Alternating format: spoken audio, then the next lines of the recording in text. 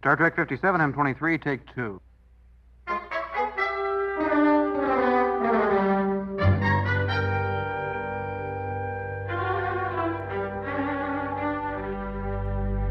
It's the It's Got Star Trek podcast.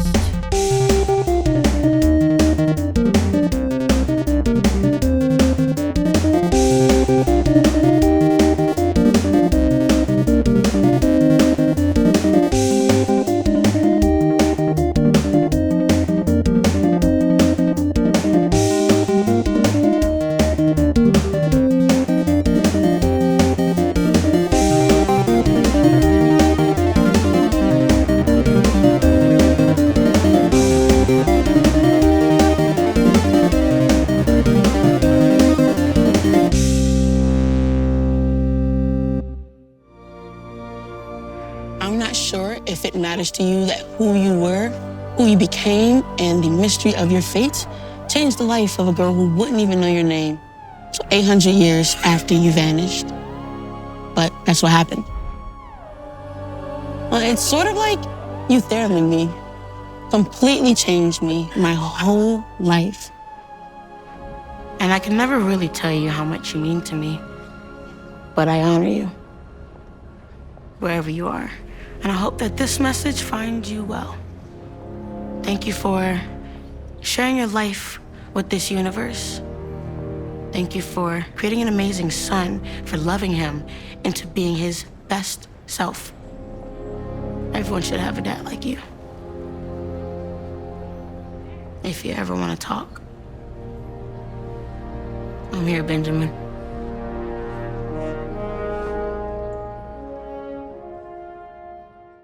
Hello and welcome to, you got it, the It's Got Star Trek podcast. Hello? Are you out there? Are you listening? There were a lot of like those Gibble gobbles and gooble goobs. There were a lot of those record drop noises in this episode, which was the actual record drops. Oh man. It was, what was that? Was that last week where it had that swing? Oh, yes. It was the previous episode. Vox in Excelso had a little bit, during the debate performance. There you go. Yeah, there were a lot of those 1980s urban rap. Rap music. It's urban. Like the Sugar Hill Gang. But there were several of those. Digital Underground. There were several of those I felt similar, kind of like I don't scratches. go nowhere without my gym hat. With the needle drop thing. In this episode, in the Sam episode? Yeah, there were. They weren't as obvious. They were not nearly as obvious as But if you listen closely, there were little bits here and there. So you're just, but the problem the thing is there was so much frenetic shit going on in this episode that it was kind of it could get lost in the noise. So is what you're suggesting, because I was kind of waiting for you to play one of those, but it sounds like you did not clip those because they're encased in too much other. Yeah, there's too much other cacophony. Yeah, the cacophony of this episode. Cacophony. All right, we need to discuss. I felt that deep inside me. What the fuck is that? Why is that doing that to me? I don't know. Is it because we're wearing headphones? I don't remember that happening when I watched it on the TV with my really good sound system. I don't know. By the way, new listeners, the gag is that I've got a good sound system and Dan's got a giant TV. Wouldn't it be great if we teamed up and put those two things together? Well, I have actually a pretty good sound system too. You got a pretty good sound system. He's got a sound bar. You got a good sound bar. I don't have a sound bar. He's got a good. Are you fucking kidding me? I have like a little subwoofer. I've got like a receiver, a full receiver with like just teasing a setup and everything. Dan's got a good setup. I got a setup. Yeah, you do have a good setup. I don't want to tell you what setup. I don't want to sound like I'm bragging, but it's a pretty good we setup. don't want to needlessly endorse brands. Yeah, and I have a subwoofer. Okay, I don't know why that sound affects me. It's a ported subwoofer, not sealed. Some people like ported? sealed. Some people like sealed subwoofers, but often people like sealed better for music. People like ported ones for movies and TV. Although some people prefer sealed for all. Like it's really a preference thing. Sure, but generally speaking, people tend to go ported for movies and TV, sealed for music. The ported, you have a ported one where it has the hole on it. Now, question for you, Dan. Yeah. Given that you are an aficionado, and don't worry, audience, not really. we will get back to the proper discussion in a second. But you are you are an aficionado of both movies and music. So you've chosen to go lean towards the movie side of things when it comes to your subwoofer, or is that just sort of incidental to what? I mean, movies. Actually, it's hard to say nowadays because the TVs have often pretty good sounds on them now. I mean, I like me a good series. Like I'm pretty obsessed with the Fallout series. Like I think I'm sad that I watched it all, and I'm almost considering watching it front to back. What I did is I watched each episode of the second season, and then when the last episode came out, I started from the first episode of the first season and rewatched all, and then watched the last one. And now I'm sad, and I'm thinking about maybe watching it all again. I don't know. I just like living. I did that with The Expanse. I just like living in that world. You know, it's like something about it, and I'm sad that I can't live in that world right now. And specifically the sound aspect, obviously, it's worthwhile to have that good sound. And you quality. say I have a giant TV. Honestly, I think my TV is maybe 3 inches bigger in size, 2 or 3 inches bigger than your upstairs TV. Yeah, it's giant. It's barely bigger. It's essentially the same size. It's gargantuan. Mine's giant, yours is gargantuan. How about that? I guess if there's a line between giant and gargantuan, yours is on the very top end of giant, and mine is on the lowest end of gargantuan to be a difference of about 2 inches. I'll accept that. I'll accept that. Categories are tricky, as we know. Thank you. All right, we haven't mentioned. Organics are chaotic. Indeed we are, Sam. Indeed we are. Yeah. We this week, which by the way, we this week happens to be Dan and me. I'm Patrick. I'm Dan. I'm Dan. Radio. Jesse unfortunately couldn't attend tonight, but we, Dan and I, are going to be discussing. We're going to be disgusting. No, possibly. We're going to be really, really disgusting. We will be discussing series Acclimation Mill. It's time to figure out what happened to Benjamin Sisko. I love Ding, ding, ding. I love Deep Space Nine. I've mentioned many times that Deep Space Nine remains my favorite of the Star Trek series. And that's, of course, everyone's got their favorites, and we have all sorts of reasons what might feed into that or otherwise. I can't prove it, but I know it's true. So Jake sounded really chilled out this episode, by the way. yeah, well, okay, yeah, like I don't know. I get the impression that for some people this was a divisive episode. I don't like the term divisive because it wasn't. I think But in a cool way, right? almost universally, I think this episode was really loved and appreciated by people. Some people either didn't like it or took issue with some parts of it, and we will, of course, discuss that over the course of I hope so. the Oh, they did evening. it. Wait, they did it here. Oh, there you go. A little bit. Not quite the same, but wait. I hope so. It's not quite the same, but there were more That of was them. almost like a robot rat sound. Robot rat sound. Yeah, robot. I hope so. Yeah, Okay. it's true. Oh, right. So we will be discussing this very interesting episode. I will say right at the top, I really dug the episode. I enjoyed it. I'm on the side of really appreciating just about everything they did with this episode, including some of the fun flourishes in the directing style that they did, especially at the beginning, but throughout the course of the episode. Everything is written out on our pad, so it shouldn't be hard. But I really enjoyed this episode as well. I was like a little bit nervous at first Yes. because the opening was just so jarring. I was like, what's happening? And I liked it, but I liked that it stopped after the opening. Now, granted, the rest of the episode, it was still kind of high energy. There was this whole weird time situation going on with her. Like at the beginning, she was standing still. Due to the photonic nature of her Well, existence. but it was confusing because at the Yeah. beginning she was standing still, right? And everything around her is moving like fast, which would imply that she's thinking really fast, or no, which means no. What that would imply is that she is moving really slowly. At the beginning, if she's moving normal speed and everyone's fast, what that would imply is that time passes by more quickly for her.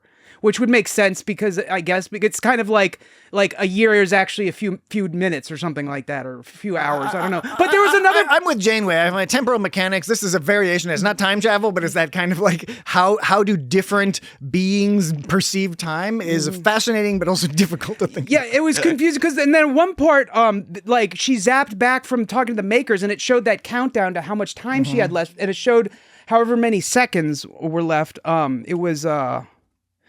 It was 604,800 seconds, and the seconds were like flying by like milliseconds, but the activity around her didn't speed up, so it didn't match. You see what I'm saying? So if the seconds are going down like milliseconds, shouldn't everything around her be going fast too? But it wasn't. Everything was going normal speed, but the seconds, so it's like it didn't even match correctly, right? Like she was going normal speed, everyone was going normal speed, but for some reason time was going down all quickly. So like temporal mechanics must not just be like backwards and weird. It just doesn't line up with anything that makes any sense. It's nonlinear, which harkens back to the prophets of the wormhole prophets. Wormhole prophets. I don't know, I'm talking like this all of a sudden. Yeah, for sure.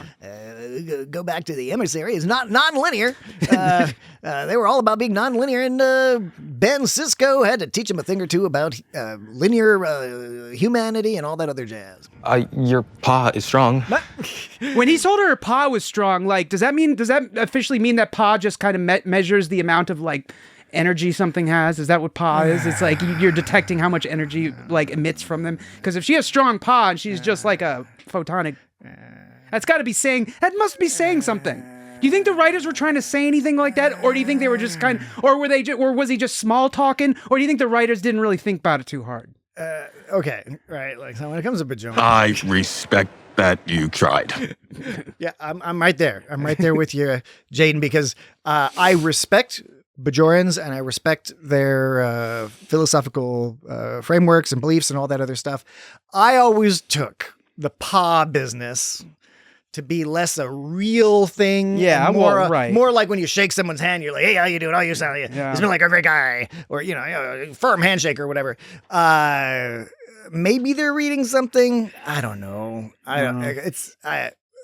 Interpret it how you will. I think A fine answer. I think in this case, and in the stuff you were talking about earlier with the time stuff, for me, I didn't think as deeply as you. It was just it was really confusing. I just enjoyed the visual representation telling the story of her different ways of perceiving the world, her confusion. It was really a good way to orient us to her perspective, which I thought was fun. And in and I enjoyed the opening, but like I said, I was concerned it was going to be like that the whole episode. And in retrospect, I think that was perfect to just have the opening like that, while still maintaining high energy throughout the rest. They did the thing at the title card again. Whereas last week they had the Klingon in the title card, this time they had her crayon things. I want to mention something about, because I noticed it again this week, and I have a sound clip to sort of, I don't know if it does a proper job really representing what I'm trying to say, but I feel like Dan Can't Stand? No, not at all. Is this a Dan Sometimes Notices? Yeah, this is a Dan Sometimes Notices. Okay, good. This is a new segment. It's not going to be every week. It's going to be sometimes. Dan Sometimes Notices, and he happened to notice last week and again this week that they put a lot of ADR on Jaden's voice. Speaking of Jaden, like last week, especially when he was there were a couple scenes last week where it seemed strong. This part, I can't. I'm hoping this translates. It might not, but this is. Is this a recording from last week? This is a recording from this week. Okay, from this week's episode from series Acclimation Mill. And it sounded like it was ADR, like a lot of. It was a continuous shot of his face, so they weren't switching camera angles or anything. It was just one shot of him talking, and it sounded like they just clipped things together here. Look, no, it's horrendous. I respect that you tried. Like the part when he says, "I respect that you tried."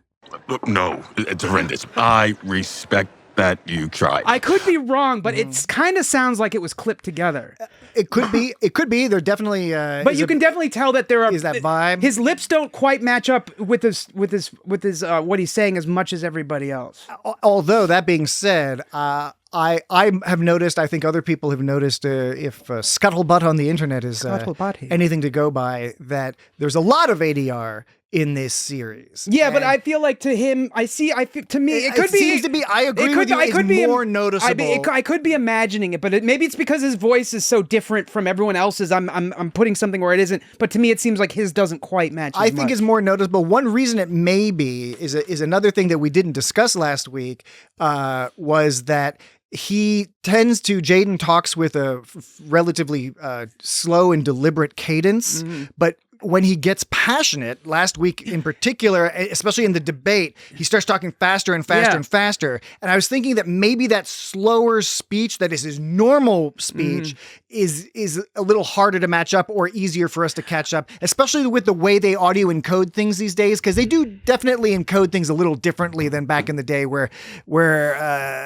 lots of people complain about this, where they feel they can't understand the sounds well, because they're encoding it for like 5.1 surround sound, and I don't think they do a good job of mixing it down to stereo and other formats so that the voices get muddled. There was one part last week too where he was voiceovering while they were looking at like the Nomad planet or whatever, and it almost sounded like his raspiness was entirely gone as well. And there was a certain part, so yeah, his voice kind of changes around. Yeah. But anyway, we're not talking about That's what last Dan week. sometimes notices. So, and I noticed it last week, and I noticed it again this week. Dan sometimes notices. Now that you've reminded me, right, you've reminded me. I want to check with you, Dan. Yes. I want to check with you. Do we have any of the old Dan standards this week? You are not going to solve this mystery with facts alone. That's a beat, almost. That's not even a beat. That's a You are melody. not going to solve this mystery with facts alone. it's a couple extra beats. Do we have any? What do you call them? Duty or no duties, or There was or one- various lists and whatnots, poops and poop 'em ups. Well, Poop 'em ups. Yeah, there's one poop 'em up. There's one poop 'em up. There's one thing I discovered after the fact that could be mixed into a beat. It would be like this. It'd be like this. Good thing I'm hilarious. I possess a biting wit. Good thing I'm hilarious. I possess a biting wit. Good thing I'm hilarious. I possess a biting wit. yeah. So that could work into a good beat. Now, I And know not only they follow, they say this. They're talking about the same thing. It's clever, right? Yeah. No, I should have said it's clever. No, I didn't say that though. It would have been funnier if I had said that first. But I didn't say it. So instead, I corrected myself and said the thing I wanted to say, and it's not as funny. we haven't even mentioned the B plot. The goofy, There was a defined B plot that was totally Very separate, defined. and I think we can each agree this Super week agree. without much fighting. When I was pretty amped up last week though. when I was posting last week's episode, I realized I was like, it's oddly appropriate that we were very combative during the debate-focused episode. Pretty wild stuff. Yeah, huh? no, good B plot, but yeah, lists, duties or no duties, game 'em ups, poodles, Poops and moops. poodles mixed with other breeds of dogs for some reason. Well, I mean, I have just like a small list. It's not even, I don't know, it's more of a discussion. There was a few things that I just don't remember about, like the things they were saying about Cisco from the Deep Space Nine. Oh, okay. There's a list of things I don't remember. Things you don't remember. It's like, you know where my keys are? Yeah. No. I can't find my spare keys. And then I had an audio list of just all the different references to Sam. Okay, all the different references to Sam. Well, we'll definitely get to those lists. No duties or no duties. There's one duty or no duty. Oh, Or you one said- duty. Oh, okay, one duty You or called no them duty. poop 'em ups, is what you called it. And of course, we will in the third break reveal last week's "Where the Hell Did I Hear That Before?" and play this week's new "Where the Hell Have I Heard That Before?" All right. That's right. So that'll be something to do in the third break. Maybe we'll do some of Dan's audio fun 'em ups or whatever that was in the second break. And Here's to working together to build a bright future. And we can now get back to talking about Sam, series Acclimation Mill. Yes. Now, we mentioned earlier, I think maybe when we were discussing Kids These Days and beta test, that the character of Sam is one of those ones that if it's not performed and written properly, Right. it could easily become an aggravating character. Right, yeah. And that thus far not only has that not been the case, the character's been kind of interesting, but until this episode, we didn't know much about Sam, right? We just know little bits and pieces here and there. And so in addition to all the Deep Space Nine stuff, which of course is really cool, that's the nice part, especially for longtime fans. But the purpose of the Deep Space Nine stuff is to give us an opportunity, give us a mechanism to learn more about Sam and how she perceives herself and her role in Starfleet and all that. Starfleet Academy, I should say. I think that's really cool. I was excited for this episode. I was a little nervous, like you were saying, Dan. Mm-hmm. But in the end, it worked out very well. Yeah, you think that was like actually her dancing? It looked like. Oh yeah, no, I think Carice Brooks is doing a fantastic job inhabiting this character and making her playful and inquisitive. Without, again, I mean, I guess it's subjective to one degree or another, but without kind of falling into that more aggravating side. Like, think about Data, right? And I know that, like, Star Trek has this character slot. The amazingest. There's the character slot. Spock was one, which was, again, the sort of outsider wrestling with some sort of identity thing. Data served that purpose. The Doctor. Sam really definitely is a version of that we're seeing a different version of that. So it's neat that they're doing that, but it's also, it's different enough. It's not like Data, but Data had a little bit of that early on stuff too, where it was like, he could have been annoying. In fact, he did annoy some people. He annoyed Riker, a couple people doing various things. I thought you meant annoy the not the audience. Not the audience. I mean, yeah, I'm saying they didn't annoy the audience. Right. So they can annoy people in the show. Yeah, so I was wondering at the beginning, like, I was wondering if all of that was true to what was actually happening, or if any of that was happening in her mind. Because at first, when everyone little illustrations and stuff. Well, when everyone is high fiving her and like everyone was like, "Hey Sam, yo Sam," it's like for a minute, for a second, I thought it was gonna be showing everyone being like, "Hey Sam, yeah," and then it would actually like cut to the reality where everyone's actually really weirded out by her. And there's gonna be a depressing episode. Yeah, about right. How she just can't fit in. Yeah, because that's kind of how it was sort of like leading with that, not with the main characters, but there were some other characters. Sure. So it wouldn't make sense that the main characters would have been fake saying hi to her. But then there was also, I figured like, it seems like that would, follow. It's just they were being really enthusiastic. But then there was the scene where Darum was like eating that banana food, and Keonians are allergic to something about potassium rots in their stomach right away. There's some fun technobabble. And then she was like, "Oh, and they vomit glitter." Yes. And I was like, "Was that just made up? That sounds made up." I believe that Darum vomits glitter. You think that you think in story Darum actually vomits glitter? That doesn't make any sense. Why not?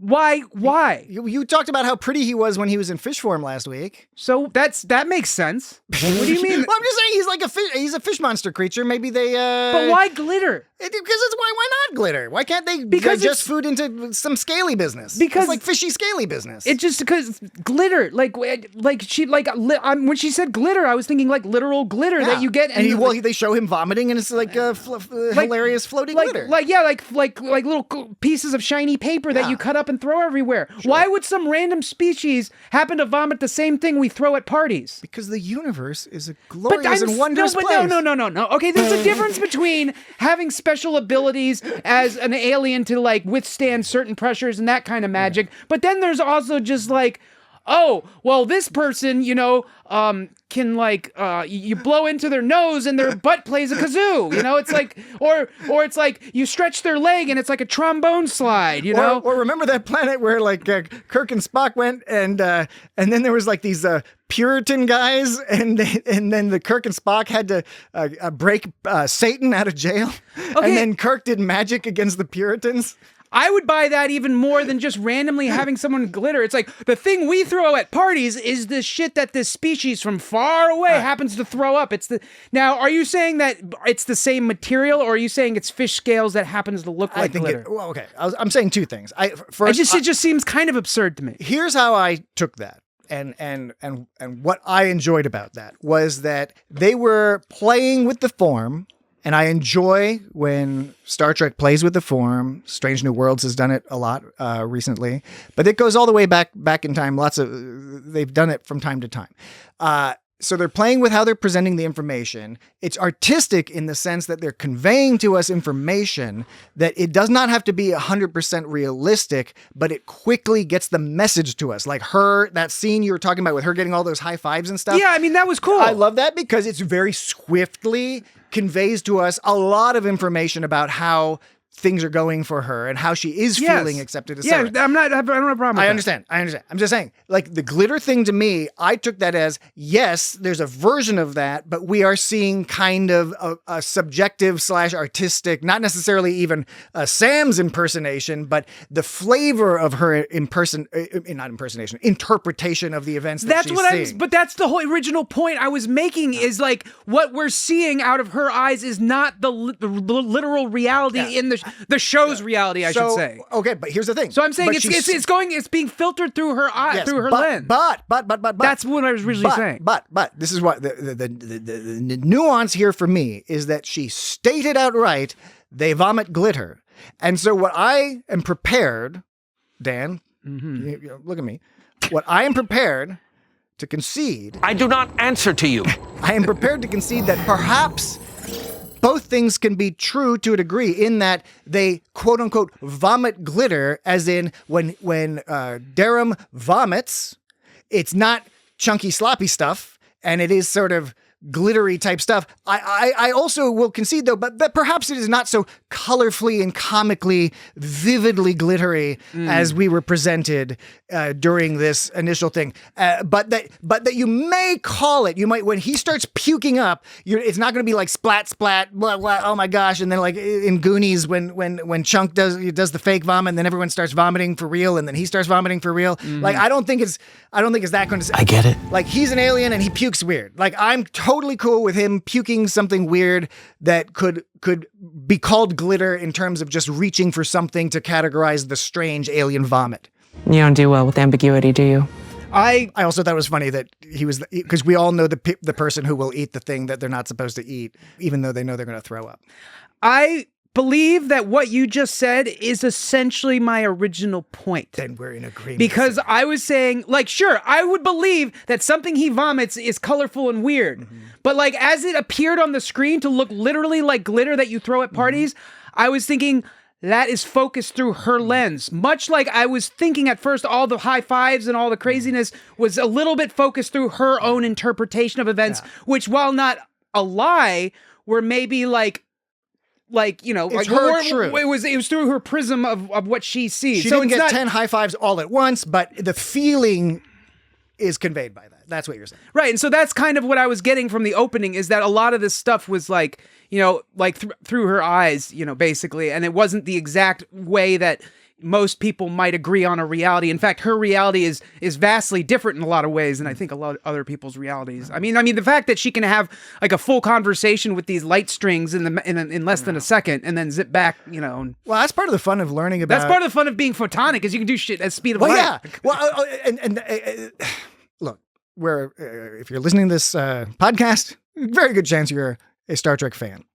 One reason you may be a Star Trek fan, I think a commonality among certainly a large proportion of Star Trek fans is, or at least one aspect of enjoyment that we get is in Star Trek and other sci-fi speculative fiction, is the ability to create characters like this where it's like, yeah, they're not real, but let's play around with what does it mean? What would it mean to be like this person? And I like that even though she's a quote unquote hologram, and she doesn't want to be called that, obviously. Holograms? We have. No, she doesn't want to be called a oh yeah, hologram. Yeah, that is what she exactly. does, She right. wants to be they refer to Photonic. themselves as photonic, right? So they're differentiating her from the Doctor, from Moriarty, from other popular holograms or digital simulacrums or android people like Data and Who's He Whatsits and Captain Picards and or Admiral Picards and all that business. So that's what's fun about it is that we're given a new little playground with this cool new character, and this is the first of hopefully not the last episode that really gives an opportunity for us to learn about her and to shine, which was cool. Well, originally it sounded like your argument was that it was literally glitter she was vomiting, and that you changed your argument a little bit. I don't know, but we'll leave it to the audience to consider, and they'll let us know whether I did that or not. Great. Which Good. You're just a good arguer, Dan. Maybe you've convinced me of your cause. Or maybe we just meandered around so much, filling time content. People believe all these things are true. That I forgot what the fuck I believed. I made you forget what you believe. Yeah. All right. Well, we got to take a break. So let's take a break. We'll take a break. And when we get back, we will continue our conversation about this episode, series Acclimation Mill, and Dan's gonna do some audio stuff of some sort. It's not very. I mean, it's just the only reason I brought it up as a list is because last time I played a series of sounds, you were like, "That's a list," and so I announced it simply because so you wouldn't do that this time. You always. I didn't try to like. No, it's just you're so. It's so brilliant what you do, and you always downplay it. I just imagine I'm like interviewing you for your job, and I'm like, well, tell me something. What's bad about you? He's like, I suck. I'm miserable. Well, I mean, all it is just it's just me. I just collected. All I did was collect all the different ways that her name was said in the episode. Natural talent, and it's just like it's nothing clever about it. It's just nobody else did it. It's just It's just here all the things if that nobody else does it. It means it's clever. In my book. Did you now? All right, we'll be right back. Pause, please. And we're back. Greetings, visitor. Oh. Hi. Oh. Hi. At one point, they showed Darum's like a text card with a bunch of Darum information, Darum Raimi information. Do you remember that part? There was like a card that appeared on the screen. It was easy to miss because it was only up there for a few seconds. What was the context? Why were they showing information? Because she was talking about some stuff, and like she was talking about like was it like his record or something, or was it her file on him? I know. I think it was like right around when he was eating the banana food, and she was talking about how Kionians are like allergic to this thing or whatever, and for whatever reason, a graphic appeared on the screen, which was like Darum's like information that she pulled up. Yeah, that's right. That's one of those. Again, you were referring to sort of the frenetic stuff, and now that I think about it, I'm guessing that's her own representation of the information she's been collecting about him. I guess. So is that how we interpret it, or is it like a file she was looking at? I don't even know, but like I used AI to figure out what it said. I took a screenshot of it and then like ran it through a thing. Okay. And so he's rank cadet. His major is science. He's 17 years old. He was born on Stardate 851095.82. His education is a Kionian Royal High, or I don't know if it's Keonian. She says Keonian, but anyway. She mispronounces various things like Kitomer. Yeah. She said Kitomer instead of Kitomer. Right. Graduation date 868490.0. Species Kionian. His bio is a promising student and high achiever, boasting exceptional marks in both academics and extracurriculars. Notable academic achievements include excellent scores in curriculum, including mathematics, biology, and physics. There was no, unless the AI missed it, there was no Oxford comma after biology. I'll have to check to see if the AI maybe he's a Cambridge boy. Raimi also excels in extracurriculars, particularly in leadership positions. These include captain of the Kionian All-Planet Under-18 Calica team, premier team Kionian Parisi Squares. Okay, that's dangerous. Yeah. That's the dangerous one, right? Yeah. And where like Riker got mad at the kid for playing the Parisi He was like, oh, and then was it Troy who was like, you played Parisi Squares. And he was like, that's not the same thing that I played. Blah, blah, blah. My dad was a bad dad from Alaska. Bad dad from Alaska. One of them bad dads from Alaska. There's plenty of husband, father, Starfleet officer. And recipient of the Kionian Good Citizen Medal in recognition of his community outreach and volunteer service hours. Raimi also carries glowing recommendations from his experiences, many of whom are revered teachers and high-ranking. This was covered by by a hand. On Kionia, Raimi is a self-proclaimed optimist and expounds his covered by a hand. There was a part of it, like, it was like some hand was holding it, but it wasn't like a real... I don't know. I have to rewatch that scene. Was there anything talking about him being the captain of the ski team? And then it says, and loyalty to his family, his homeworld, Kionia, and Starfleet, and then it ends. But yeah, that was basically all we saw. I don't know. I didn't see anything about the ski team. Didn't see him, because he's presumably got to be the captain of the ski team, because he's got the vibes of the captain of the ski team. But who's the son of the local mine owner? Who's everyone in town? Their jobs rely on him, but the mine owner's a bad guy. I would very much like to find out. Maybe in season 2 they'll delve into that. Maybe. I don't know.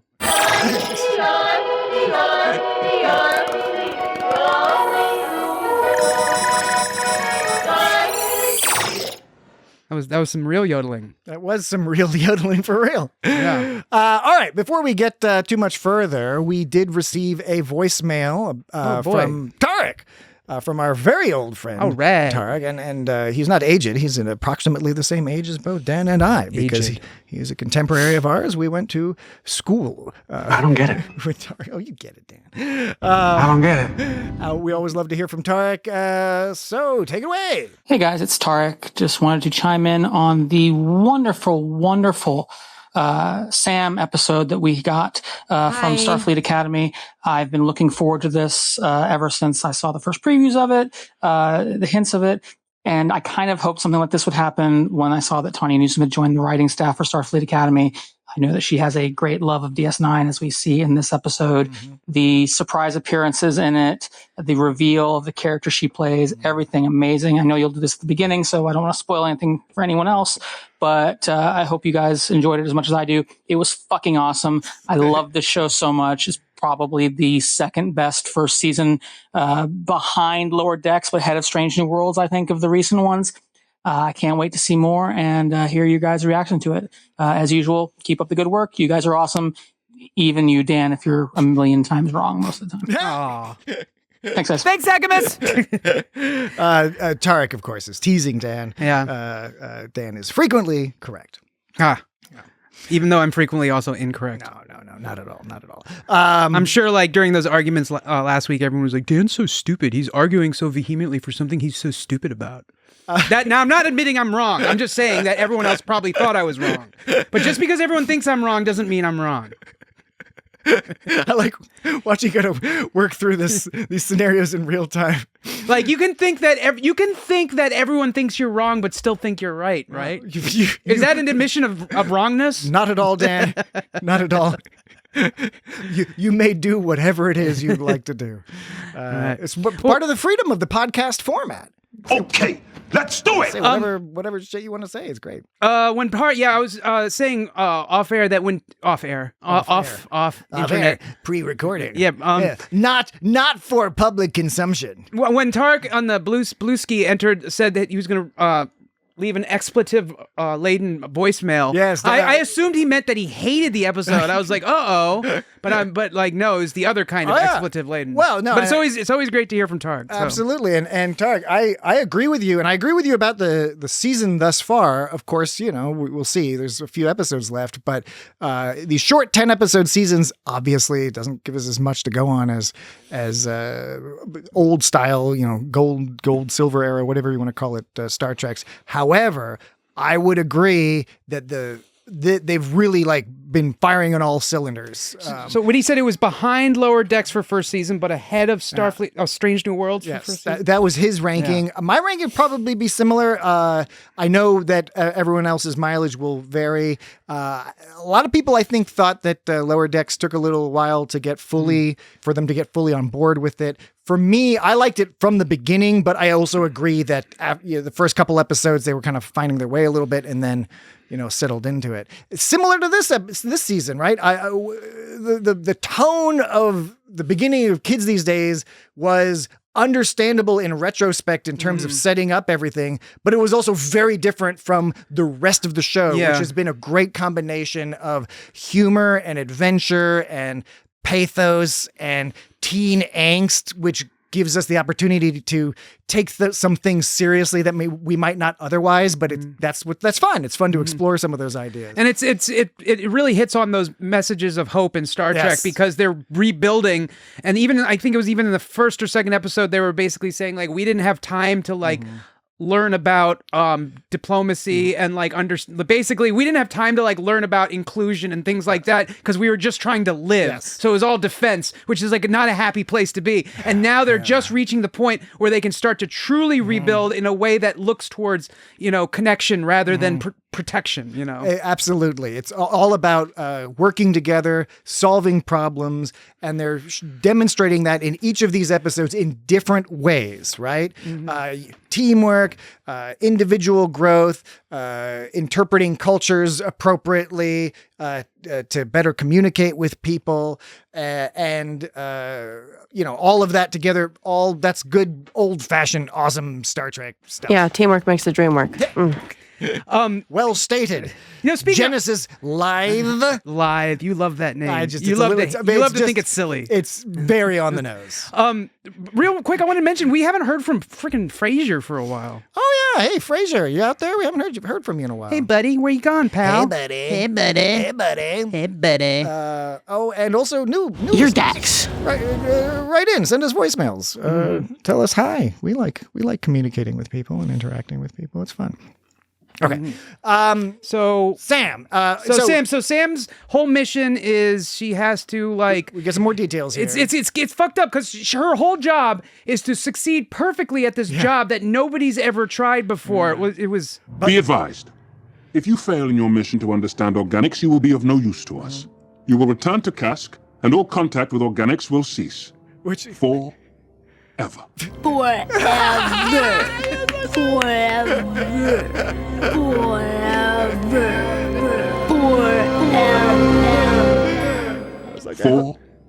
I hope Dan gets that. Yes. Okay. First of all, that voice, I think, not the one you played, but the Cask voice, to me, it sounded like they were doing a little Doctor Who-y type stuff. The Maker's voice. Yeah, I think IMDb called them the Makers, something like that. Yeah. And I'm not. They were just a string of lights. I'm not like a Doctor Who person, but I do respect it. Just never been able to quite drink down that drink. But drink down that hot tea, that Calrec tea. But I also do respect that they're making some Red Dwarf references. They're making some Doctor Who references. Some of them are direct, like in Strange New Worlds, they had an actual TARDIS. But that voice of that guy talking to me, it evoked Doctor Who or other British sci-fi, where it's like, I am sci-fi man. I'm talking like this and telling you what to do in weird absolutes. It's cold outside. There's no type of atmosphere. I'm alone, more or less. Let me fly far away from here. Fun, fun, fun. In the sun, sun, sun. I like to lie, shipwreck and comatose, drinking fresh mango juice. Goldfish O's nipping at my toes. Fun, fun, fun. In the sun, sun, sun. Fun, fun, fun. In the sun, sun, sun. Do do do do do do do do do do do do do do do do. Sipping jippers on a beach somewhere. Yeah, that's right. That was the theme song to Red Dwarf, by the way. Yes, I recall. But good to point that out to other people, just for the people who aren't familiar with Red Dwarf, so they don't think that you've gone completely insane. But the problem is I was singing too much in my throat. I needed to be singing from my diaphragm. Fun, fun, fun, in the sun, sun, sun. I like to lie, shipwrecking, ship. No, I need some more vocal teachings. Well, you need some warm-ups. We didn't do any warm-ups. Yeah, my brother Rob could teach me, give me some pointers. Absolutely, he could. Yeah, haven't heard from him in a while either. Oh well, I've talked to him. Are we still alive? I've talked to him personally, but oh, you mean podcast style? Yeah, podcast style. In this world, the separate dimension, the podcasting dimension. Yeah. Okay, so what's fun about the fun, maybe not the right word. So Sam is a photonic. She is getting this aggressive message from her quote unquote makers, which I guess are the analog to her parents / leaders of her world, whatever you want to call them. It's as ridiculous as it is that to say this, because she's a photonic and they're photonics that live in some sort of crazy digital world. It's a photonic world. It's still very relatable. It's the classic, you are representing us and don't fuck it up or we'll fuck you up kind of thing. This is a cute, and it's an age-old story. And so again, they've done a really great job of taking this very alien concept and making it, putting them in a relatable position, which is they're trying to figure out themselves and navigate this new world they find themselves in, and they're dealing with this pressure from home, which is not helping. So they come up with this particular solution, which is they want to get into this class. That's the MacGuffin of this episode, is that her makers have told her there's this specific class she has to take because they think it would be useful. Yeah, and I had that wrong because at first I thought that it was her idea to take the class because she thought that would help her mission. But then later on, it was saying that they wanted her to take the class. But I don't remember them telling her to take that class. I thought it was her decision. I think it was in the beginning. I could have this wrong, but I seem to recall they were like, this course will help you. We want you to take this course. And she was like, but it's like halfway through the semester. Yeah. I can't like just, and they were like, we don't care. It was like, again, making a demand that they don't understand the context that Sam is working under. And they're just telling her to do things that don't even make any sense, but she's going to do her best to try to do it. By the end of the episode, like there was this big threat of like taking her and sending her back home, and like to like live, by herself. Forever. But like, in the end, she was just like, "Fuck you guys," and they didn't take her home. Like, so good lesson. So like, I guess they were all full of hot air. They couldn't. I mean, they could zap her back if they wanted. They're just like digital monsters. Who knows? But I guess she didn't. There was no threat because she could just said "fuck you" the whole time. My understanding, and I agree, it's a little bit confusing because we're thinking of it in terms of aliens and robots and monsters and computers. Aliens, robots, monsters, and computers. That pretty much covers it. Isn't that Netflix cartoon show? But again, I took it as if we look at it as the analogy of the student that's being sent to an exchange student being sent to some school in an ambassadorial role. Of course, here she takes on the quote unquote emissary role, representing a culture, a people, etc. And she was all like, "I'm an emissary just like you," and she is an emissary, but like he was on a bigger scale, I would say. Anyways, was a side quest, but yeah, she was probably unnecessary to kind of dig in that her problems are a little smaller scale. I know it's not cool to like rate somebody's trauma or rate their importance, but at the same, but she's not exactly 3 trauma units. She's not exactly an emissary like Cisco. Yeah, but she's self-identified. I mean, I know I admit that what I'm saying may be construed as kind of rude, but no, because watching this whole episode, I was thinking, I get what they're doing. Ambassador probably is a more apt term than emissary. I mean, I'm okay. But emissary works too. But I'm okay with it because she is Sam and she's like, But again, plucky. Because the context was of a person being sent off. That's why, in my view, it didn't bother me for her to have the agency, the choice to just simply decline. Because I think the idea was, of course you're going to listen to us. We're your parents. You have to do what we say. But then the lesson in if it was a human scenario, the lesson at the end would be the kid would be like, I don't have to listen to you, parents, because I'm an independent person. And the parents would be like, that's cool. Okay. That's cool. Okay. All right. That's cool. Stay safe. That's cool. Yeah.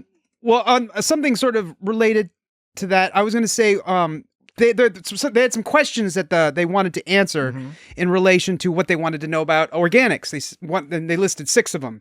What is food? And this is a list. This is not a Dan list. This is an on-screen list. It's an on-screen list of questions. Yeah, that they didn't state verbally, auditorially, but they showed on the screen with in the form of popping bubbles. Okay. I remember the questions. I don't remember reading them all. There was, what is food? What is Starfleet? What is love? What is Starfleet? Isn't that an episode of Strange New Worlds that I hate? Oh, I don't know. That's an episode of Strange New Worlds I hate. That's the documentary That's the documentary. Yeah, right. You're right. That really rubbed me the wrong way. I didn't like that. All right. What is Starfleet? Yeah, you did really hate that. What is food? What is love? Was that one of them? Yeah. And then you're going to play the song? Are you looking for the song? I didn't even think of that until So what are you looking for? You're like, your fingers are scurrying about. Like, because I thought of that. Clever little mice scurrying about your sound effects device. Well, it's because I thought of it as I was saying. What did you think? You thought about something, but you haven't revealed what it is yet. What is No, that's love? not it. No, I was thinking. Did she say what is love there? That's what this sound effect. What I was saying, like you were saying, I was going to play the sound effect of what is love. Yeah, right? the Hadaway "What Is Love" music. Yeah, you played a sound clip from TOS. What is love? Was that a robot lady saying "What is love"? Okay. And the one you just played, right? Was that Roger Corby saying "What is love"? Who says that? Oh my God! No, you're confusing me. What's going on? What is love? Yeah, was that which one? Was that the Speedy Girl? Which one is that? Why am I not remembering these things? What is Love. This is marked "What is love? Baby, don't hurt me," and but that's what it's marked as. But that's not at all what it is. You just this is the problem where sometimes you make a funny file name and it bites you in the ass every now and then. Yeah. Anyways, I thought of playing the "What is love" song sound as I was reading this. And the problem is now I can't find it. Okay. Because I didn't oh, wait. That is a problem. Oh, wait. Let me go over this list again, actually. Patrick, there's this. Go over the list. Let me go over this list. All right. Okay. So for the audience at home, Dan got a particular sparkle in his eye all of a sudden, which means he's figured something out and he's super delighted by it. So I'm excited now. All right. Let's continue. So the list was what is food? What is Starfleet? What is love? What is love? Okay. All right. Okay. Nice. Okay. What? What is love? Baby, don't hurt me. It's like the true beginning. Don't hurt me no more. Okay. That was a long way to get to something with minimal payoff. You know what it was? It was a long way to Tipperary. To Tipperary? Yeah. It's a long way to Tipperary. You don't know that song? It's a long way. You don't know? It's a long way to Tipperary? It's a long way to get to the rotisserie chicken with French fries. Indeed. Okay. The number 4 was what is sleep? Okay. What are dreams? All right. What are dreams made of? Which is a line both from Shakespeare and the title of the Robin Williams movie. Williams, a very depressing Robin Williams movie. The previews pretended like it wasn't depressing, but it was a depressing movie. Yeah, I saw that in theaters, actually. Why do you get hungry? Okay, so that's related to what is food. And so what I felt was, what does it feel like to poop? What I felt was interesting with this whole conversation with the makers. One of the questions is, what is love? Well, she kind of discovered, without mentioning it, they didn't focus on this at all, but she discovered what love was when they threatened to send her home, because she was like talking about her response was basically like that they were going to take her away from her friends. She's like, you're going to send me home, then I can't be around my friends. I mean, that's a form of love. Like she was upset because she was going to be taken away from her friends. Yeah. And this whole time they've been asking these questions of like, what does it mean to be organic? What is love? That's an organic thing to do. But she obviously already felt love and she didn't even realize it. And they didn't like point that out. They didn't point that out in the episode. I don't even know if they intended for that connection to be there. I think they did. I didn't think about it, but I think it's a very good observation, because clearly she's getting back to what you were saying earlier about the show being about building families, rebuilding the Federation. That's part and parcel of what's happened here, is that she's built a community for herself in the short time. And they didn't explore that explicitly, like the fact that it's like they're trying to figure out what love is. Right there, they could have been like, oh, well, this is love. Yeah. But I don't know. There was another time at the end when she starts crying about being an emissary while she's talking to Jake. At the end, she starts crying a little bit. She has some photonic tears. I noticed, which was interesting, because she doesn't have. We haven't been presented with her having any particular constraints about emotion or anything like that. It looks like we've seen her have her feelings hurt. She cries here. She's been happy. I mean, if you have emotions, one can probably assume you know what love is. I can't prove it, but I know it's true. Maybe, but I think, isn't that something difficult for like all kids? Isn't that something that humans learn over time? Because you get confused. Yeah, there's hormones, and then there's love. Yeah, and but then she there's a little of both. But she doesn't have hormones. But she's got dials. She's got little dials that. Although when sexy old Caleb can go and wheel around in her dials. This is incredibly sexy. When he said that, she was all blushing. She was all like, I thought the same thing before he even said it. I was like, yeah, this is kind of so he thought her digital interface was sexy. Yeah, I can buy that. And he gave her that. That's when he gave her the yodeling music. It made me think about how I don't understand how he gave her yodeling music. So kids, back in the old days, when you wanted to learn how to program, one of the first things you did, you got yourself a basic, and after a certain point, I think it was like DOS 5 or something like that. You got Q Basic. Did you now? Q Basic was pretty great. And one of the first programs they would give you built in with it was Snake. What? Now, some of you might think of Snake as a Nokia thing. No. The Snake was a Q Basic thing to begin with. It came on Nokia later, but the Snake, and there's a reason I'm bringing this up. It's relevant, Dan. I fear that you think it may not be relevant. The reason it's relevant. I have my questions. When you load up Snake in Cubase and you can run it, you can start fiddling with it. And you can learn about learn about programming. One of the things you learn about programming is you got some of these variables, some of these constants. You can change the numbers, and it changes like the length of the snake. Yep, sure. Or it changes the color of the snake. The amazingest. Or maybe the size of the arena the snake is moving around in. That's my favorite. And that's what this made me think of when he was fiddling around with her internal dials. He was fiddling around with her variables a little bit. He's fiddling with her variables. Fiddling around with her variables. Put the 0 to the 12. That seemed You do the wrong. same thing when you're running a BBS and you got playing Trade Wars or Legend of the Red Dragon. You go into the DAT file and you fiddle around with the numbers a little bit. For some, it's a necessity. See, Dan knows. Dan knows what. He knows what I'm talking about. He's just refusing to give me the satisfaction. No, I know. He'll give it to me later. I get it. He'll say after the podcast is over, he'll say I didn't do it on the podcast for comedy reasons, but you may. Look, I don't know if I can do whatever this is. Oh yeah, we'll talk about that in a bit. But yeah, we're coming up on a break soon, so we did want to get through some of this other stuff with Sam. The arc is pretty straightforward, right? Like it's not anything groundbreaking, but it is really nicely presented, and especially this concept of her needing to take this class that's all about like understanding, similar to what Picard, remember, Picard tells Data, you can do everything right and still lose, right? This is not the same. That's a no-win scenario. There's the no-win scenario, like the bombity-ba, the bombity-ba. Yeah, the jibbly-jabbly. Stop being a wimp-ass bird, boy. Kobayashi Maru. But this class that she wants to take with Isla Dax, as it turns out, played by Isla Dax. Played brilliantly by Tawny Newsome, who, by the way, if you notice when she's introduced, she's got her hands behind her back. She stands like Jadzia Dax. Because there was a common thing for Dax to always have the hands behind her back, both Ezri and I want to Jadzia say, I actually missed the reveal as it was happening because when she pulled her hair back, the markings were slightly half off screen. And then when she walked by the screen, it didn't look too focused. So I didn't, and I'm not saying super obvious. It wasn't super obvious to me. Now, I'm not saying that they did anything wrong. I could have just missed it based upon my own lack of ability. But for me, it wasn't super obvious. I didn't get that she was Dax at first, even when she pulled her hair back and walked by, because I didn't clearly see it because like I said, it was half off screen, and then when she was moving, it was kind of blurry. So it was hard for me to see that. I think you need to get a bigger TV.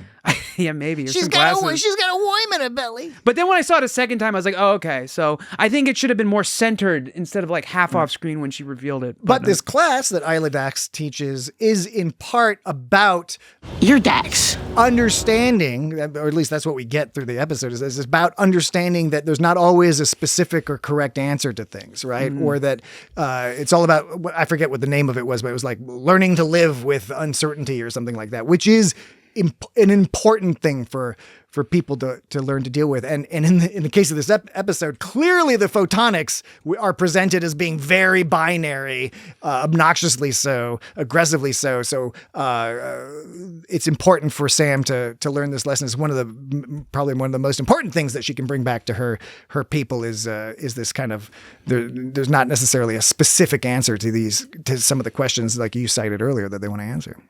It wasn't called Learning to Live with Uncertainty. What was the class called? I can't quite recall. Well, we have to find out. All right. Well, how about this? We got to take a break. So it's explaining. I think it's explaining the. It's confronting the unexplainable. Confronting the unexplainable. Confronting the unexplainable. I showed a picture of the time stone. Time stone. And the other thing, the times, yeah, the guardian of time, also known as the time stone. The time stone. One thing I did not expect was this episode, from where it started, to lead into a Cisco episode, because I didn't look at any previews for it ahead of time. I did not. I was very good about listening to people's admonitions. I think that's right. Against being spoiled by it. So I watched it as early as I could. I got up early and watched it. I had some feeling, again, just as Tarek had mentioned in his voicemail, that Tawny Newsom's participation in the writer's room, which I think they've got a great writer's room. And I know it's not just Tawny Newsom. She's getting a lot of attention, but clearly she's had an impact on the humor and I'm sure other aspects as well. But this episode, I encourage people, if you haven't already, read interviews with her. She did a bunch of interviews, podcasts, articles, all sorts of great stuff talking about all the stuff that went on behind the scenes to make this episode happen. Getting the buy-in of Avery Brooks through Cirroc Lofton, getting Cirroc Lofton to come on board, which turns out he and Tawny Newsom are good friends and have been friends for a long time. So that's part of why that relationship existed. So go check all that out because it's really, really cool. It sounded like whether or not this was going to work was unpredictable. Forever.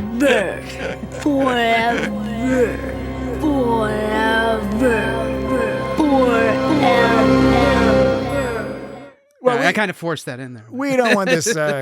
We don't want this segment of the podcast to go on forever. So we will be right back. So this is still happening? And we're back. Welcome. Are you of Bajor? I am of Bajor. Here's some Sam names. You want to hear some Sam names? I do want to hear some Sam names. Is Sam Neill among them? No. Aww. This is just different ways they say Sam in this episode. I'm Sam. Sam and Hammer. Samara. Samarene. Samburger. Queen Sam, Samalina. Of Samonita. Series Acclimation Mill. Series Acclimation Mill. Hi, this is Sam! What was that last one? Hi, this is Sam! Where's that from? That's very familiar. It's from the Sean Penn movie, I Am Sam. Oh my God, I thought that might be it was. That's referenced in that movie, right? Tropic Thunder. Oh, is it? I think so. Jaden. Is that the Raktajino? I like that. Is that the Raktajino? Is that the Raktajino? So Sam was referenced, the nicknames given to Sam. We hear Samurai, is that one of them? Did I hear that correctly? Samurai. And what was Samalama Ding Dong? Samarene. Samarooney? Yeah. Samarooney. Okay, I dig that. What's the next one? Samburger. Samburger is great. And then I mean, it's obvious, but it's great. Sam and Hammer. Sam and Hammer. Is it Sam and Hammer or Sam and Hammer? SAMMENHAMMER. Is that confirmed with the closed captioning? It's confirmed with whatever transcript I read online, and I think it's closed captioning as well. Have you discovered yet a regular site that you dig, or do you not want to announce which site you use for the? No, for the newer shows, they don't have them on Chakotay, so I have to use this. Generally, just again for the audience, Dan usually uses, or all of us actually use Chakotaya.net for. They have Enterprise in before, right? Yeah. So they have the full scripts from Enterprise back through TOS. It's a great resource. It's like GeoCity style, very old school. But for newer ones, we've got to use other resources. This newer one, I use this one. It's just a transcript. It's called foreverdreaming.org. It's full of ads, so like it's obnoxiously so. So if you have an ad blocker, like I don't know. I don't want to tell people to use an ad blocker and take away someone's revenue, but this shit is overwhelming with We ads. can also go the other way, and if folks have any recommendations for us for a reliable source for Star Trek episode scripts for the new series from Discovery onward, we would very much appreciate that information. There's another one called TV Show Transcripts, which is basically just another transcript like Forever Dreaming, but like that one blocks so many IPs for some reason. Like it won't accept my FiOS IP. It doesn't accept your Verizon FiOS, and you're not. Is that without a VPN? Because that's without a VPN. It blocks like a whole slew of IPs for some reason. It's ridiculous. Yeah, I don't know why. I don't know. The gun went off. I don't know why. You shot Marvin in the face. It's been a little while since we had a Pulp Fiction reference. It is. The Doctor. The Doctor is a bad mentor. No. They're setting something up. They're definitely setting something up because it started with the first episode when they were referring to Captain Gwyndala, and he had like that. He got all shitty. He seems to. He's a do as I say, not as I do person in the sense that like he seems to not handle loss well. The whole like living a long time, the whole Highlander thing where. He's had to watch his friends die. I think that's going to be that's presumably what they're going for. Well, but also like, okay, well, first of all, by a side quest, he has that slow aging program to make like people, organics, feel more comfortable. Yes. But I mean, like slow aging over the course of 1,000 years. Yeah, of course it doesn't make any sense. It doesn't make any difference when you live 100 years. It's still going to weird you out. It's ludicrous. It's one of the many ludicrous things we accept in Star Trek. And if anybody complains about it, go back to the cage. Yeah. Go back to where no man has gone before. But I mean, you compare the Doctor's mentorship here with Sam versus Allura Thok with Jaden, and or the Doctor with Seven. By the way, I know there was a little romance there too, but the Doctor was also one of Seven's mentors. I don't remember. Was he a good mentor to her? He was better.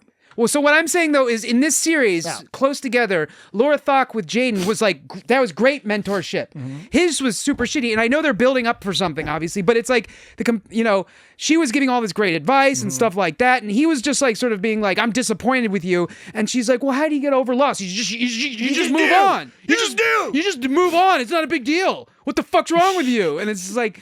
And she's only been alive, 4 months or something? Yeah, right. And he's been alive, 900 years. So there's something about Captain Gwyndala that I think I have not watched, so I need to watch Prodigy. I think it's with Prodigy. It's Prodigy, but I think that triggered it. There's been a few moments, and it is interesting because this show is attracting, if you go by comments online, this show is actually attracting a new audience. Lots of people who never watched Star Trek before have said they're checking out this show. So in that sense, the show is doing exactly what it set out to do, which was... I'm not joking, Lee! Open Star Trek up to a potential, a wider, different audience. Not wider maybe, but a different audience. Everybody wins. And those folks won't have the background that you and I and many of the people in our audience have to know that the Doctor, when we see the Doctor respond to Sam that way, we're weirded out because it's a little bit out of character for him, because normally he's all about helping. And the Doctor's character, part of what makes it fun is that, he's a doctor, he wants to heal, but he expands that to beyond just medical stuff. He wants to be a helpful, integrated part of his community. He wants to have friends, and he has an ego, right? So it is unusual for him to be so dismissive of Sam, and seemingly, especially in the context of giving advice on being a photonic. And I'm really interested to see where they go with this. I'm guessing we'll learn more before the end of the season. I don't think this is something they're going to draw out too much longer. And I am also guessing it either has to do with, as we mentioned, either his perhaps not yet having learned how to deal with the fact that he lives so long and has to watch his friends die, or maybe it's something a little more broad than that in terms of just his perspective on the world and his place in the world. So there's hints of that. We'll see where it ends up going. Only love can interpret these words as they were meant to be interpreted. Sam, great to hear Sam Brooks again. Yeah. And by the way, real quick, that clip, it's not from Deep Space Nine, and it's not a new recording made by Avery Brooks, but rather he gifted them that line off of a recording he made in 2007. He did a spoken word album, and so that he thought that was appropriate. I wonder if they tried to get him and they couldn't or something. My understanding from listening to the interviews with Tawny Newsome and others was that they played it very lightly. They wanted to get his approval. I think they didn't bother trying to get him. Maybe they did, but I think the idea was let Sirach Lofton kind of work through him. They wanted him to read the script, which he did. He called the set and talked to Carice Brooks and Tawny Newsome and Sirach Lofton on the set. He gave his blessing to use this audio clip from his spoken word album.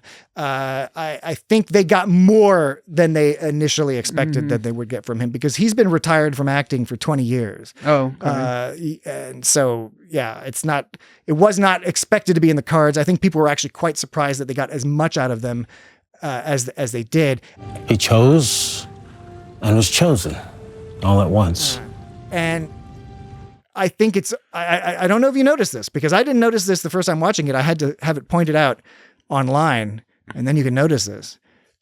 You see Sisko in the clouds in the very last shot. I didn't notice that. When they're looking out over, from the atrium, they're looking out over the San Francisco Bay, and there's some clouds up there. It's very subtle, but it's very clear that Captain Sisko's face is sort of formed in the clouds.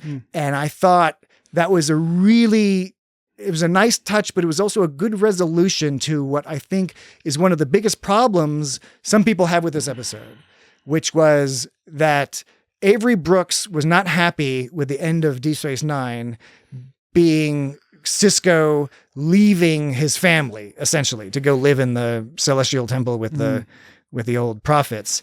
And so he made sure they added a line where he's talking to Jake at one point, sort of space prophet talking, and says, "I'll be back. I don't know if it'll be yesterday or tomorrow, but I will see you again."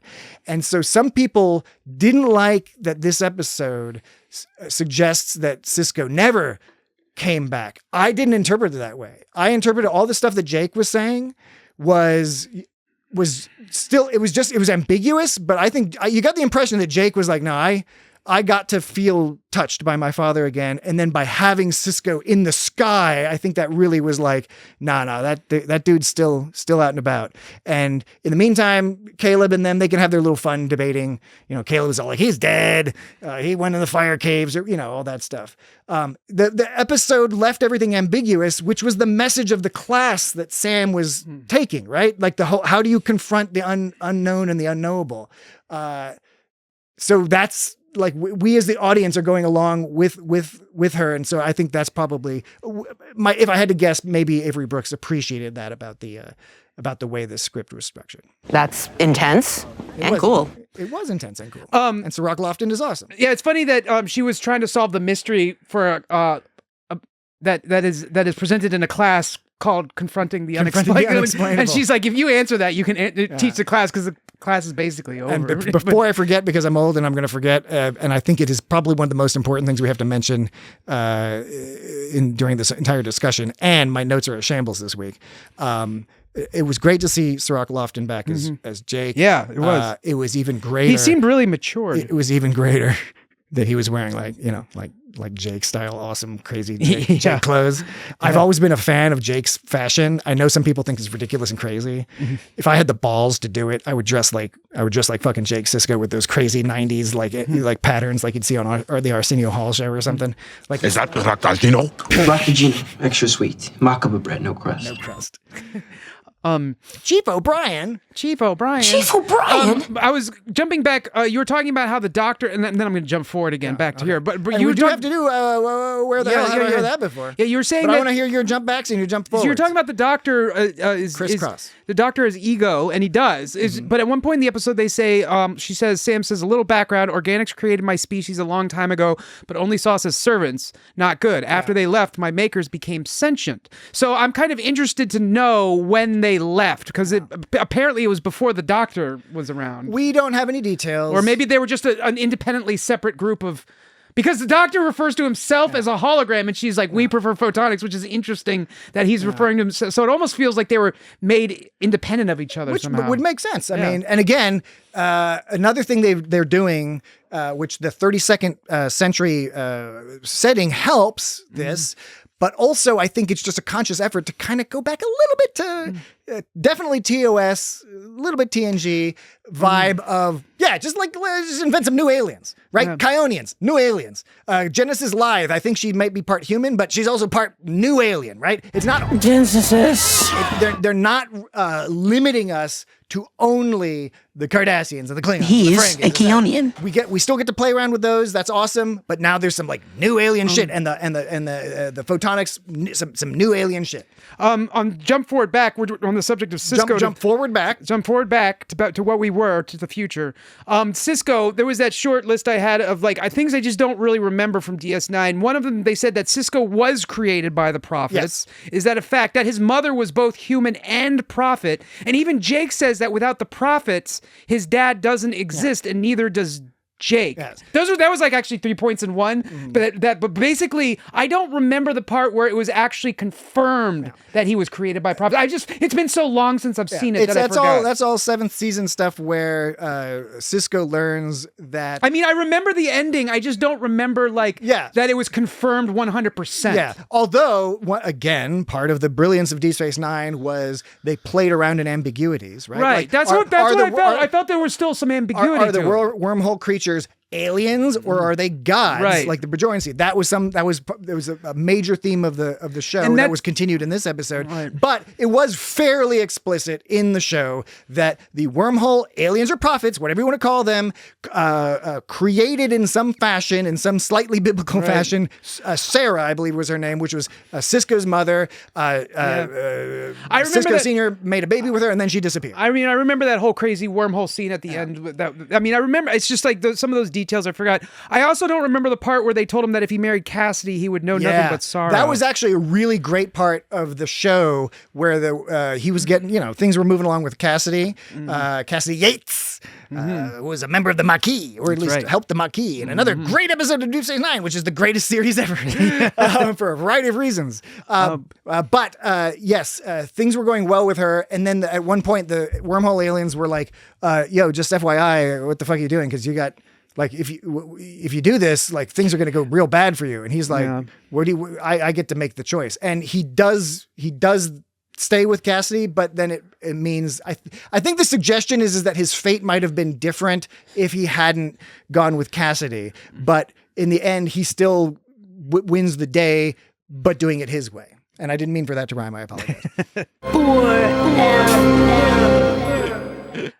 So we got to do I also briefly I feel like we need to do a quick skim of like the fucking B plot. We haven't talked about that at all. We should talk about. How about this? Let's do the where the hell have we heard that before? Then we'll do the B plot.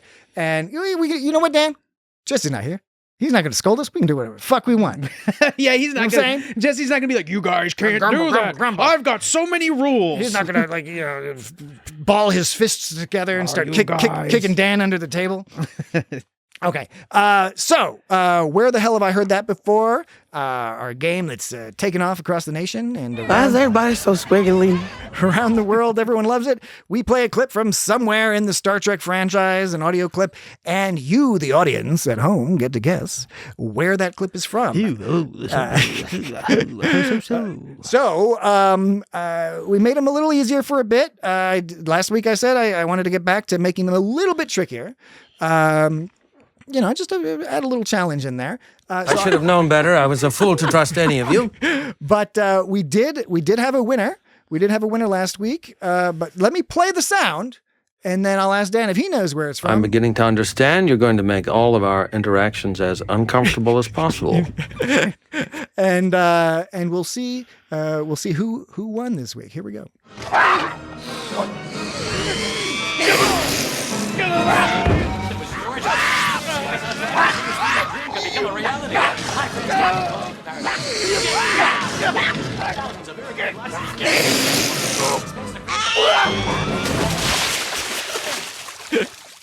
Eat glass, bro.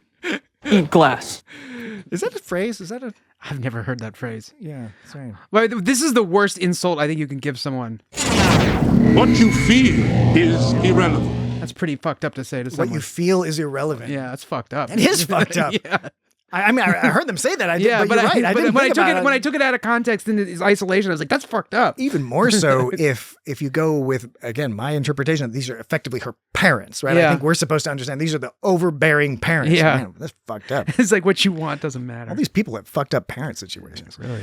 All right. So that was the clip I played last week, and the winner this week is Emmanuel Croft. All right.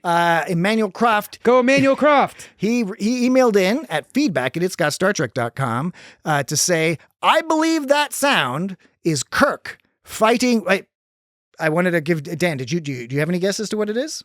It's Kirk fighting the I failed. I don't know. All right. I just apologize. I just wanted to give you the opportunity. I appreciate it. Okay. I believe the sound. I respect that you tried.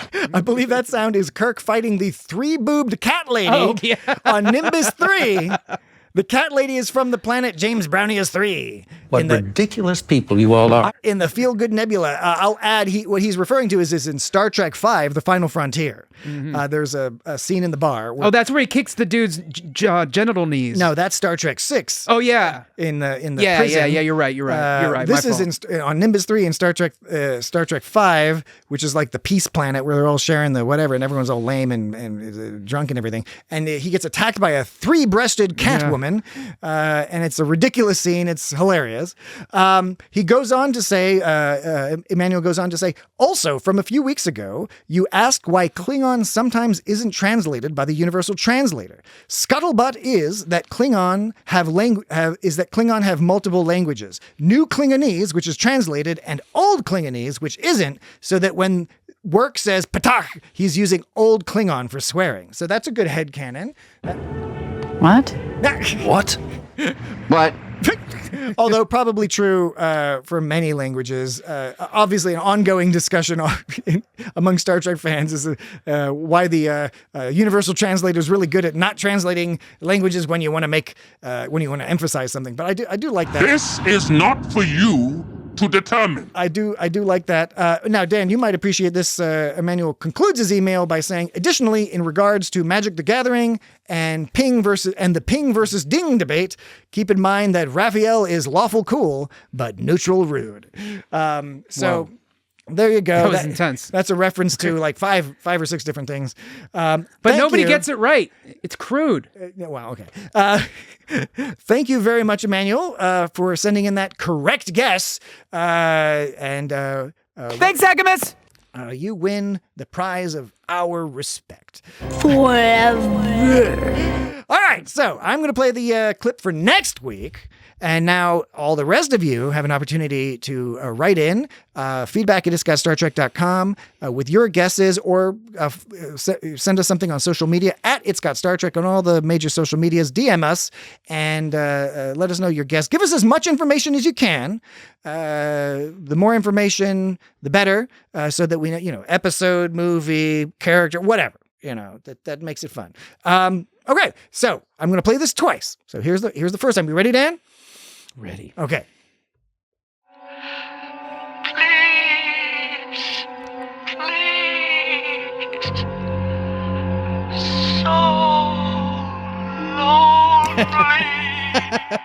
Yeah, I know what this is. All right. One more time, folks. One more time. Because I know you're first listening, you're like, I don't know. Here's the second time.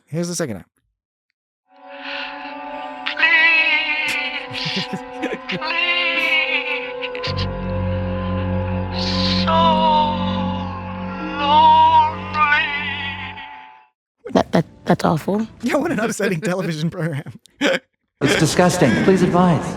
Okay, all right. So, thank you very much. Write in your guesses. We're looking forward to hearing those. We'll reveal the winner next week. Thanks. And a new sound. All right. So, there was this whole this B-plot thing. The B-plot, which is the fun ceremony. Yeah. Another classic trope of a goofy-ass ceremony, whether it's Captain Archer having to apologize for his dog pissing on a tree by dressing up like a fool, or Picard wearing some silly thing on his head, or going naked to a Beta-Z wedding. On Betazoid. You know what I'm saying? A Betazoid wedding. Yeah. You know what I'm saying? Yeah, this whole I like it because it sort of like brought Ake and Kelrek sort of more together. There was one part when he was all stressing about, because he was trying to heat this. Okay, first of all, heating a section of the ocean. He was heating. That's how she discovered something was up. She was like, "Why are you using all the energy By from the way, campus?" One of my favorite lines, I don't know why, is a small lagoon therein. I like the structure of that, because she was like, I'm really enjoying this character. He goes, you heated an ocean. A small lagoon therein. That's his response. This character has sort of some hints of Odo, some flavors of Odo, and other characters as well, where he's aggravating in some ways, but he's really endearing. He's got these goofy ass habits with his tea and. Well, okay, so one part of it where she goes. she goes, you're losing it. Heating the ocean, making it so my teachers can't do their jobs. I'm medically wearing them out of sweat. And she goes, sit down. And she goes, let me make you some tea. And then he goes, You wouldn't even know where to begin. Now, what I thought he was saying was you wouldn't even know where to begin with tea because he's such an expert. How could she even understand the first thing about tea? But what he was talking about was her setting up the dinner. That's what he was talking about, but there was nothing in context to suggest that. I think what's nice about the way that's written is it really could be both. It could be. It's ambiguous. Because like it's kind of hilarious because you could totally interpret it as him talking about the tea. Yeah, but after he says that, she goes, I've done hundreds of diplomatic dinners, but you're right. Like, so it suggests that it's after the fact, it suggests that it's about the dinner, but leading up to it, it suggests it's about the tea. So the connection they've made between these two characters and the way Holly Hunter is playing it, I apologize, I forget the name of the actor at the moment who's playing what's his name? Kelrick. Kelrick.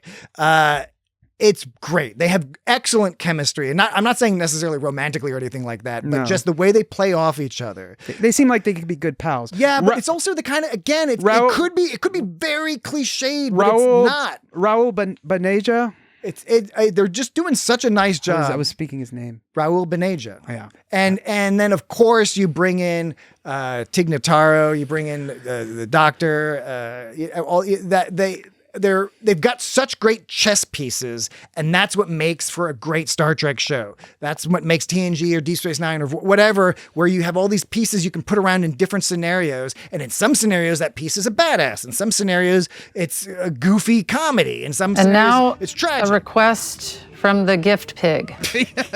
And they got the spoons with holes in spoons, it, which is a classic stupid alien dumb shit. And they've got some bullhorn, little mini bullhorns that they have to use while they talk.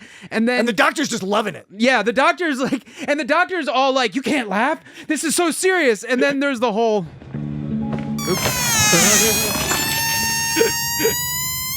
To which even the doctor laughs at that, who's like, it's a great insult. And it's funny that it's a great insult to laugh at that scenario, because of course the scenario where you're never supposed to laugh is the scenario where something like that happens, which is probably why they made that rule, because everyone kept laughing and they were like, no, this is serious, you guys. If you laugh, it's a great insult. But like, it's a fart fish. And we should note, we never see this dinner.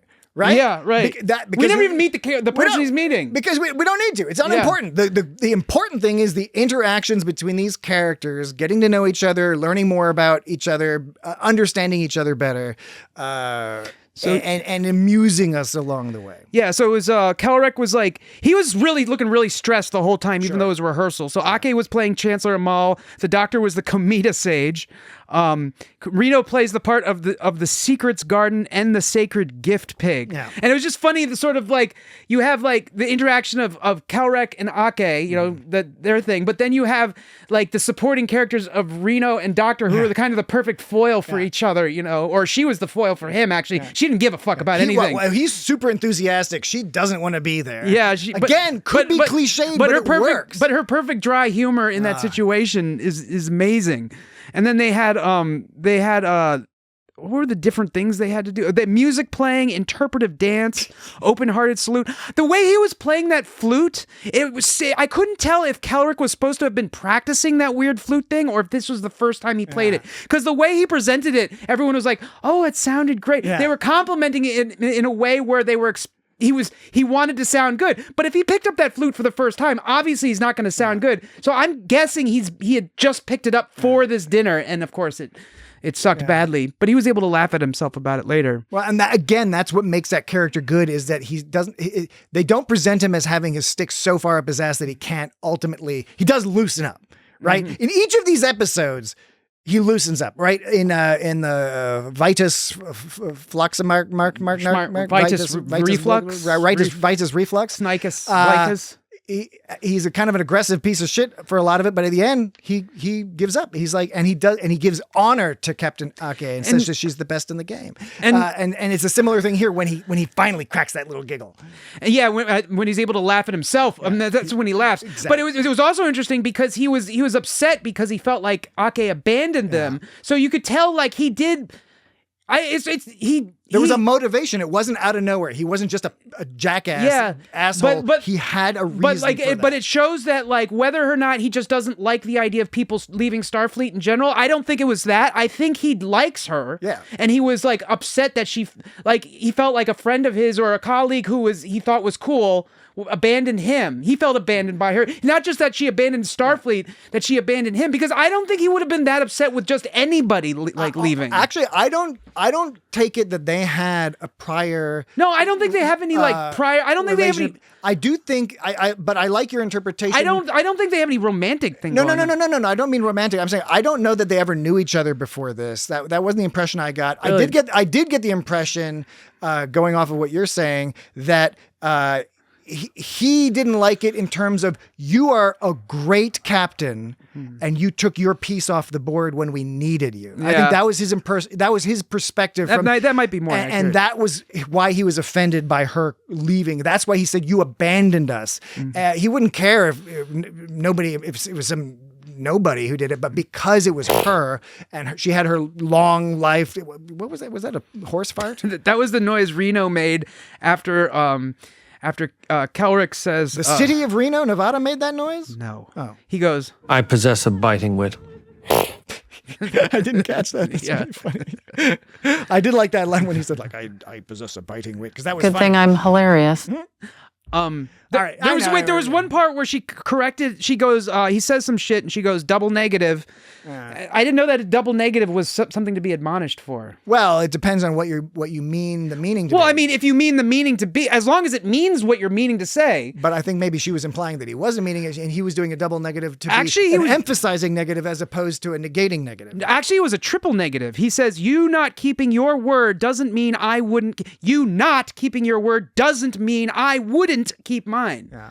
I think but I think it's a double negative if you're only counting the last two parts. Well, it's a single negative if you only count the last part. What's your point? My point is, because I don't have the brain power to disentangle all of this. You not keeping your word doesn't mean I wouldn't keep. I think he said exactly what he meant to say. So I think she was correcting him on. Maybe she was just pointing out that it was a double negative, not that there was anything wrong with what he said. I don't know. It was confusing to me why she pointed out, because I think he said exactly what was intended to be said. I'll have to go back and check it out. Because you not keeping your word doesn't mean, that means you keeping your word means you not keeping your word. You keeping your word means I wouldn't keep. Actually, you know what? I don't know. Speaking of words, you're just saying a lot of words. You not keeping your word. Doesn't mean weird. I wouldn't. You keeping weird. You not keeping your word means I would keep mine. Here, we do need to keep our word to our audience and give them a duty or no duty, because we got to close things down, but we mustn't do so before the duty or no duty. I processed data instantly. I'm sorry. Maybe next year. It's just I have a duty to Cask. This can be my midterm project. I have a duty.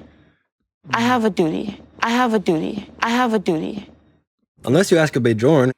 A Bajorn? Yeah. Bajor. Y'all got them Bajorns around here? That was another thing. So the tour guide said, Bajor. Unless you ask a Bajorn. By the way, like, can't they transport wherever? In Discovery, they didn't have, like, they would use transporters to change floors. Didn't they use transporters to change floors in Discovery? In emergencies, they didn't always do it on the regular. I thought they did that on the reg, because here, like, couldn't they just transport over to they had a virtual interface with the museum, which is probably good to save space, but it seems like they could just transport over there. I mean, you also got to get your 10,000 steps. I mean, maybe they don't.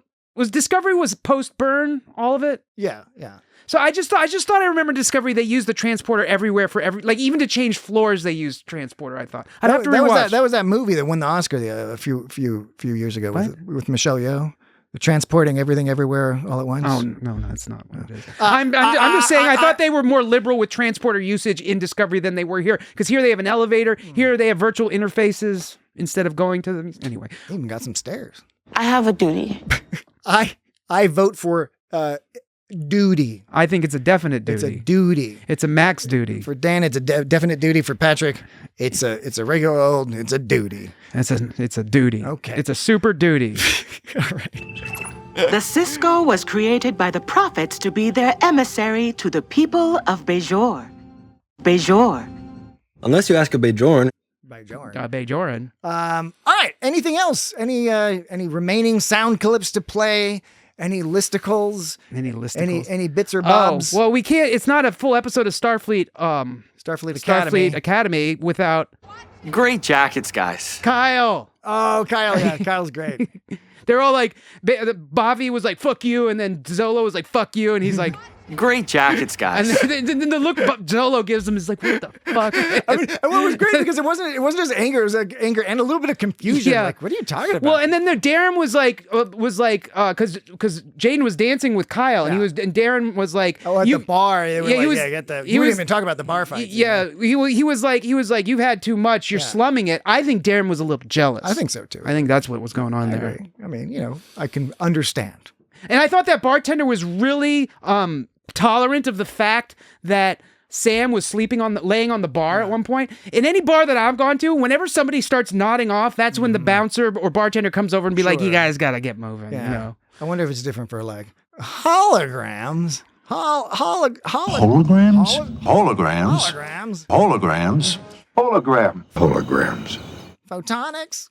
Where would I stay?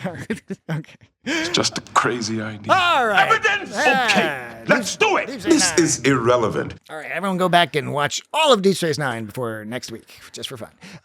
Speaking of next week, we will be back in your ears discussing the next episode, which is called something like Come Fly Away. Come Fly. All that Creole food is making me fucking hungry. Even her talking about tomatoes. Creole food. Oh, the Creole food. Creole? Creole.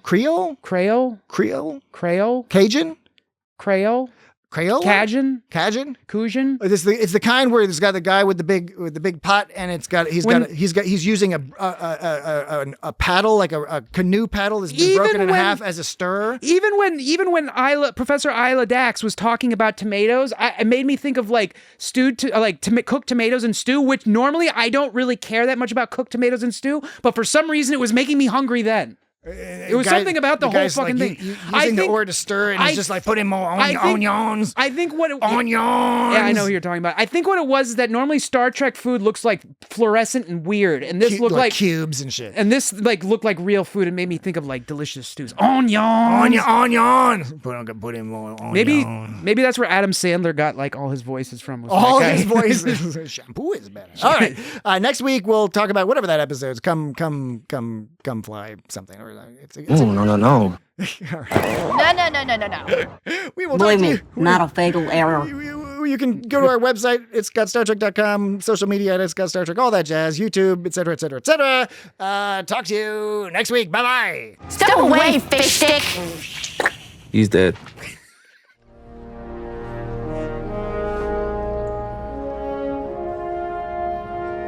Divine laws are simpler than human ones, which is why it takes a lifetime to be able to understand them. Only love can understand them. Only love can interpret these words as they were meant to be interpreted.